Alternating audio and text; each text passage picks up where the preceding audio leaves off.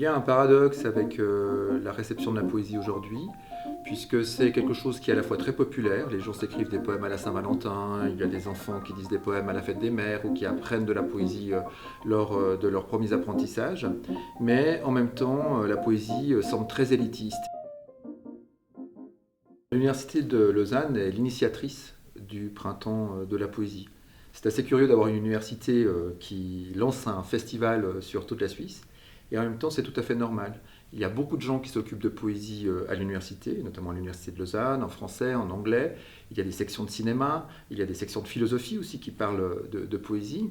Et l'idée c'est donc de faire une large médiation, un large festival ouvert à tout le monde, et en même temps de donner de nouvelles images de la poésie. Donc nous en sommes à la deuxième édition du festival du Printemps de la Poésie qui aura lieu du 13 au 25 mars.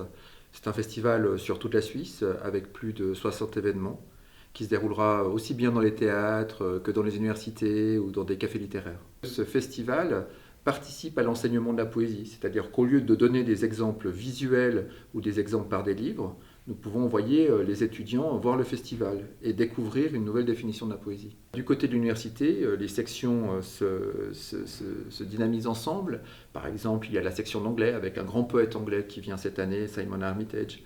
Il y a aussi la section d'allemand avec le centre de traduction littéraire qui participe à l'opération. Comment traduire la poésie? Est-ce qu'on peut vraiment traduire de la poésie?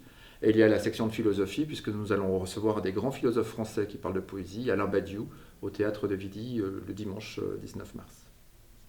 Alors, l'événement phare du festival, c'est la projection le 23 mars de deux films de Terrence Malick, deux films très poétiques et lyriques, dont l'un qui a reçu la Palme d'Or. Et il y aura un débat contradictoire pour savoir si ce genre de cinéma est vraiment intéressant, pourquoi est-ce qu'il crée des polémiques. Et il y aura notamment Alain Boyat, le doyen de la faculté des lettres, et quelques personnes pour discuter justement de ces films. Ah, il y a une soirée qui peut particulièrement intéresser les étudiants, c'est autour du film Patterson de Jim Jarmusch, qui sera projeté au City Club avec un débat avec Marius Popescu notamment et avec Thibaut Ducret, rédacteur en chef de l'auditoire. Il y aura aussi Camille Legault, étudiante, qui va animer cette soirée.